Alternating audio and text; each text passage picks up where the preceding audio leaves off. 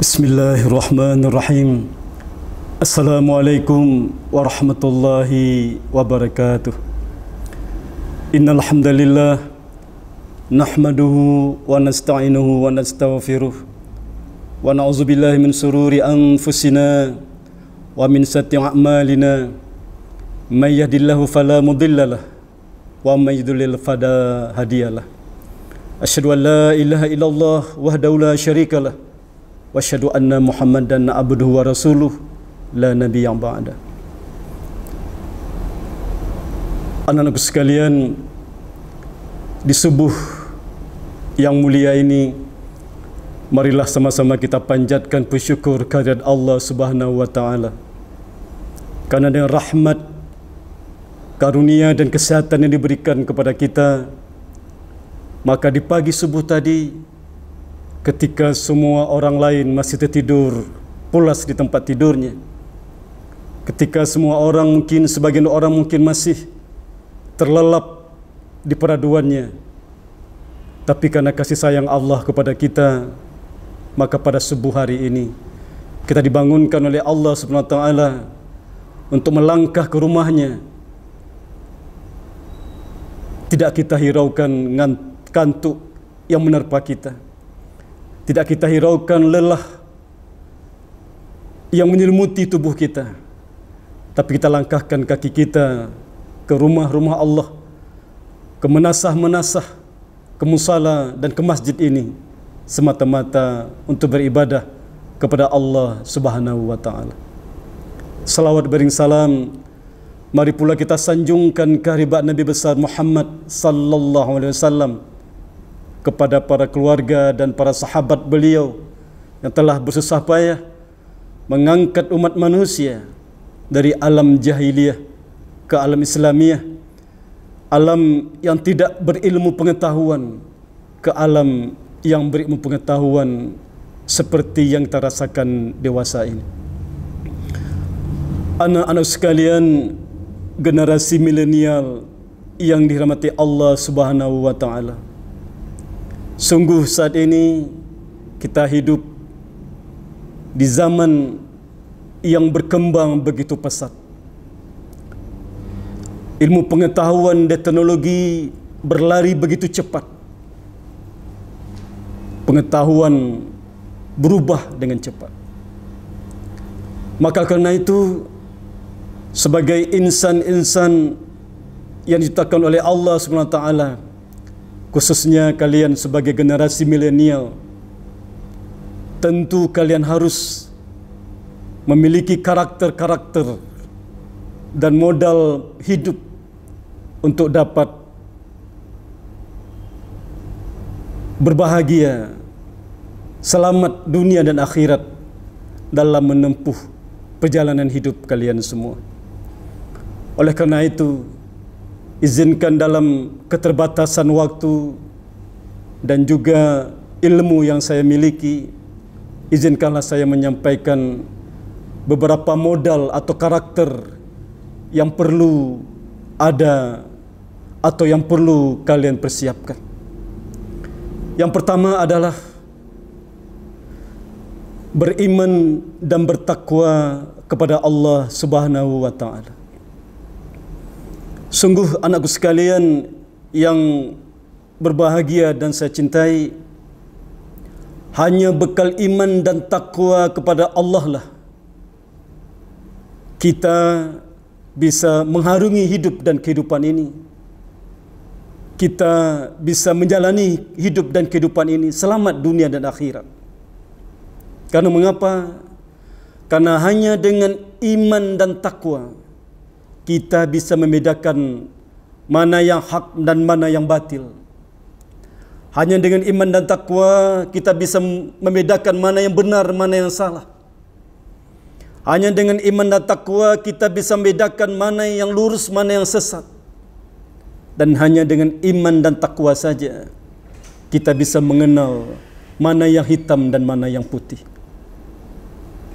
Anak sekalian, kejayaan hidup dunia dan akhirat hanya bisa ditempuh dengan keimanan dan ketakwaan kepada Allah Subhanahu wa taala. Ada kisah yang pernah saya baca dan yang begitu menyentuh jiwa saya. Dan hari ini saya ingin kabarkan itu kepada kalian semua, wahai anak sekalian. Ada kisah seorang raja bernama Ibrahim bin Adham. Beliau hidup sebagai seorang raja, hidup dalam kegelimangan harta dan kekayaan. Namun sayangnya beliau jauh dari iman dan ketakwaan kepada Allah Subhanahu wa taala. Sehingga pada suatu hari datanglah seorang tua ke hadapan Ibrahim bin Adham lalu berkata kepadanya.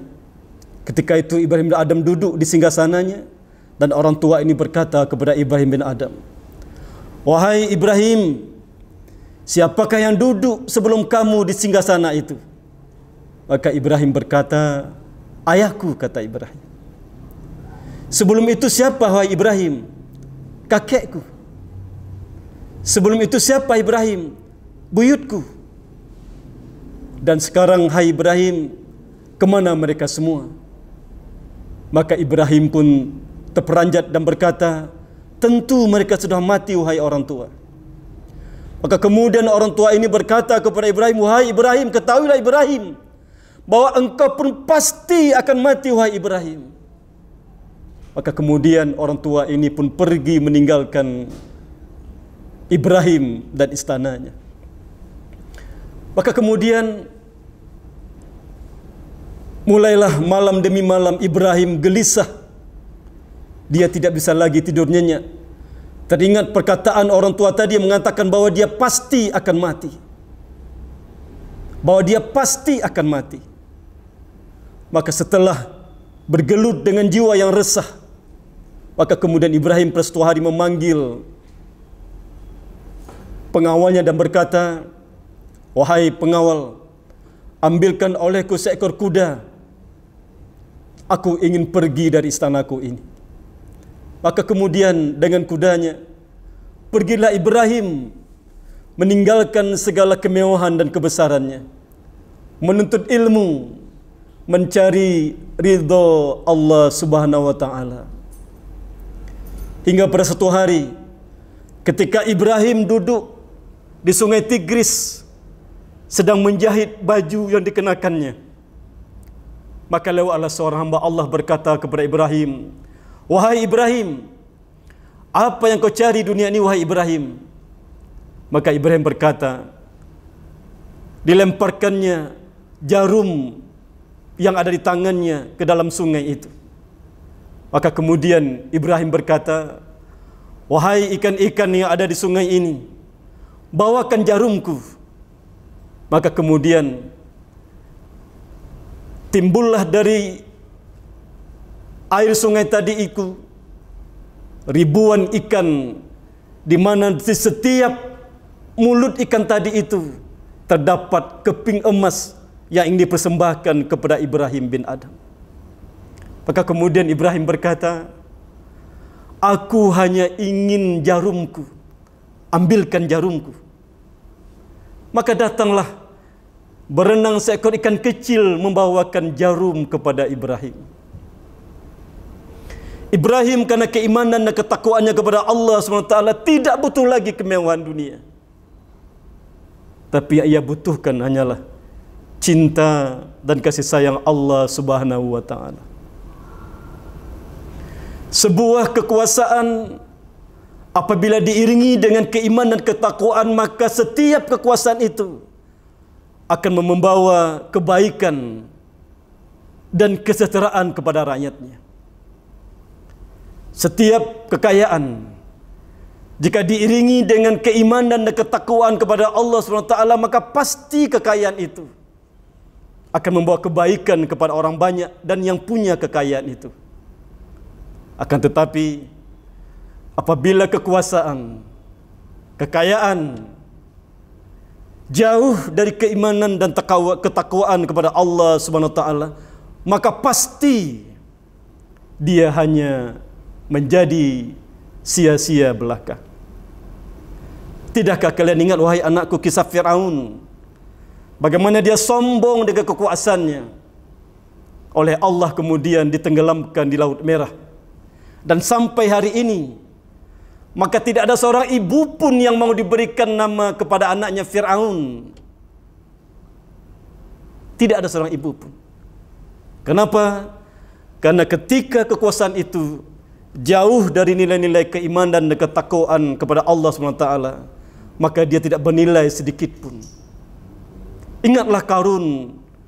Begitu kayanya Qarun, sebuah riwayat mengatakan bahwa untuk membawa kunci-kunci peti kekayaan Qarun itu butuh 10 ekor unta.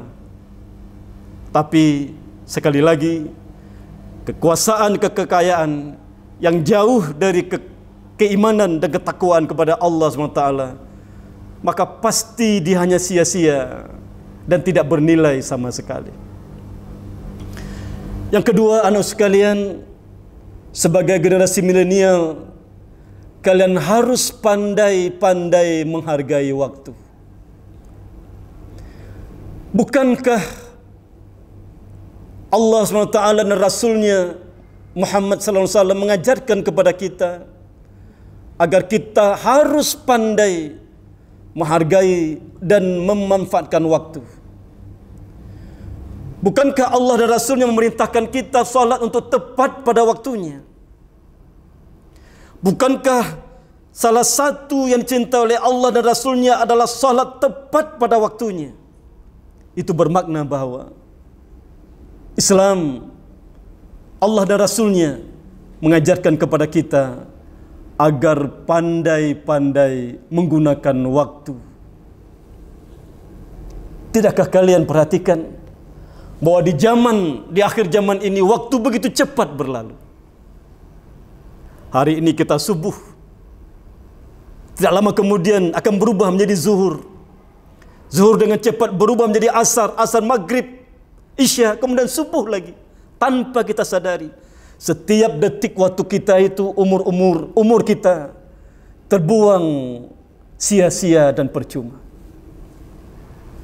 Allah SWT dalam surat Al-Ashr bersumpah demi waktu. Demi masa, demi waktu. Maknanya Allah mengajarkan, menekankan kepada kita bahwa pentingnya menjaga waktu. Maka anak sekalian, sebagai generasi milenial, jika kalian ingin berhasil dan sukses di masa depan, jika kalian ingin menjadi orang-orang hebat, maka gunakanlah waktu sebaik-baiknya. Gunakanlah waktu kalian untuk menuntut ilmu, belajar agama, dan membekali diri kalian dengan berbagai macam pengetahuan dan teknologi agar kalian bisa bersaing di masa depan, demi masa depan kalian yang gemilang dan cemerlang. Tapi sekali lagi, jika kalian tidak bisa menghargai waktu, maka yakinlah kelak yang hanya keluar dari mulut kalian, wahai anak sekalian, hanyalah sebuah penyesalan. Yang ketiga, sebagai generasi milenial, satu hal yang harus kalian punya adalah kejujuran dan bisa dipercaya. Tanpa kejujuran dan bisa dipercaya oleh sekalian, maka sungguh kalian akan terlempar dari kompetisi. Kalian akan tidak dihargai oleh orang lain yang mencintai kejujuran dan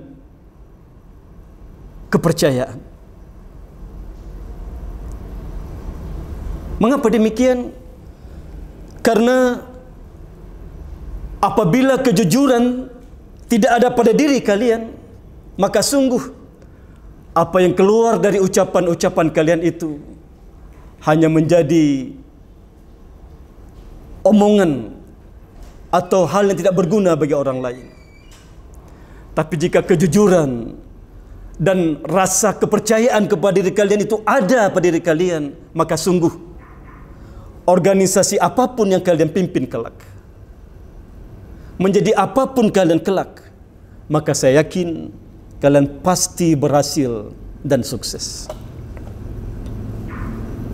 Bukankah Rasulullah sallallahu alaihi wasallam adalah orang yang jujur dan bisa dipercaya? Bahkan dia digelari dengan Al-Amin. Sebuah riwayat, anakku sekalian, ketika Rasulullah sallallahu alaihi wasallam pergi ke Taif untuk meminta dukungan kepada masyarakat Taif, tapi apa yang diperoleh oleh Rasulullah sallallahu alaihi wasallam? Di sana dia dicaci, di sana dia dimaki dan dilempari, bahkan sampai tubuhnya berdarah. Sehingga datanglah malaikat penjaga gunung pada waktu itu berkata, "Wahai Muhammad, mintalah kepada Allah agar aku menimpakan gunung ini kepada masyarakat Taif." Tapi Rasulullah justru berdoa sebaliknya. "Tidak, wahai malaikat, justru aku berdoa kepada Allah agar dari tulang-tulang sulbi masyarakat Taif ini keluarlah keturunan-keturunan yang bertakwa kepada Allah Subhanahu wa taala." Dan begitu Rasulullah kembali ke Mekah, padahal di Mekah itu begitu banyak yang membencinya, pasti dia tidak akan diterima. Tapi tahukah kalian siapakah yang menerima kembali Rasulullah di Mekah pada waktu itu? Adalah seorang Yahudi, wahai anakku sekalian, yang sangat membenci Rasulullah. Ketika ditanya kepada Yahudi tadi, "Mengapa engkau mau menerima Muhammad kembali ke Mekah ini?" Maka Yahudi tadi berkata, "Aku percaya kepada Muhammad." Sekali lagi, begitu kita mempunyai kejujuran dan kepercayaan, maka yakinlah kita akan diterima dimanapun kita berada. Anak sekalian, berusahalah sebaik-baiknya, berusahalah sekeras-kerasnya untuk menjadi orang yang jujur dan bisa dipercaya. Apa yang terucap dari mulut ini, itulah yang kita lakukan. Tapi jika tidak itu bisa kita lakukan, maka pasti ketidakpercayaan orang akan datang kepada kita. Anak sekalian, yang keempat adalah bahwa sebagai generasi milenial, anak sekalian, kalian harus mempunyai kapasitas dan kapabilitas. Bagaimana ini bisa kalian penuhi? Bagaimana ini bisa kalian punyai? Satu-satunya cara adalah dengan belajar, belajar, dan belajar. Gunakan waktu sebaik-baiknya menuntut ilmu sebanyak-banyaknya. Gunakan waktu sebaik-baiknya menuntut sesuatu yang berguna bagi masa depan kalian. Jangan kalian gunakan waktu kalian itu habis di warung-warung kopi. Jangan kalian gunakan waktu kalian habis di kafe-kafe hanya untuk bermain game online. Tapi gunakan waktu kalian untuk menuntut ilmu, untuk menuntut sains dan teknologi, agar kalian punya kapasitas dan kapabilitas sehingga kalian bisa bersaing di masa yang akan datang. Karena tanpa itu, wahai anak sekalian, tanpa kapasitas dan kapabilitas, maka saya yakin kalian akan tenggelam ditelan oleh zaman atau masa. Tapi jika kalian punya kapasitas dan kapabilitas, maka yakinlah di luar sana masa depan kalian akan menunggu dengan cemerlang dan dipenuhi dengan kesuksesan. Yang kelima, wahai anakku sekalian, yang terakhir adalah sebagai generasi milenial, sehebat apapun kalian, jangan lupakan ayah ibu kalian. Jangan lupakan kedua orang tua kalian. Tidakkah kalian ingat bagaimana ayah kalian begitu sulit, bagaimana ayah kalian begitu keras mencari uang hanya untuk SPP kalian?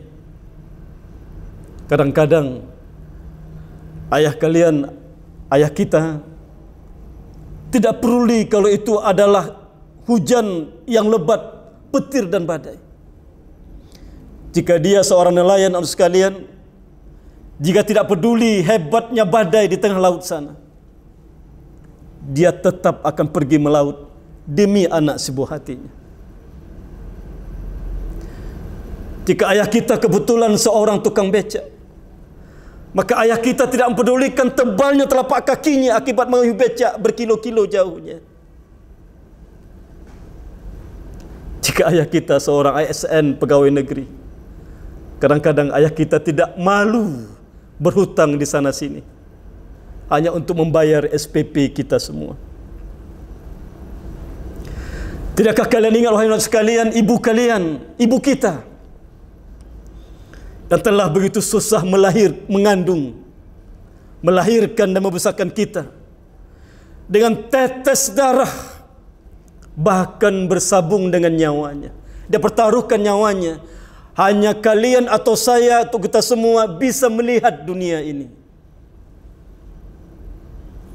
Kadang-kadang demi sebotol susu kita, wahai anakku sekalian, ibu kita tidak malu jika harus mencuci pakaian orang lain.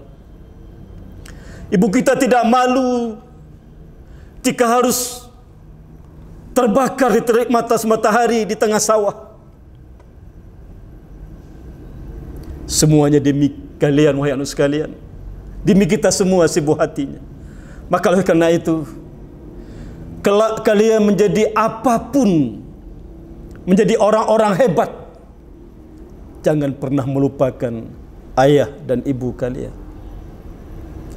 Demikian, wahai anak sekalian, yang dapat saya sampaikan dalam waktu yang singkat ini. Mohon maaf atas segala kekurangan dan khilafan. Semoga apa yang saya sampaikan pada hari ini dapat kiranya menjadi perenungan bagi kalian semua dalam menempuh hidup dan kehidupan ini. Wabillahi taufiq wal hidayah. Mohon maaf atas segala kekurangan dan khilafan. Wassalamualaikum warahmatullahi wabarakatuh.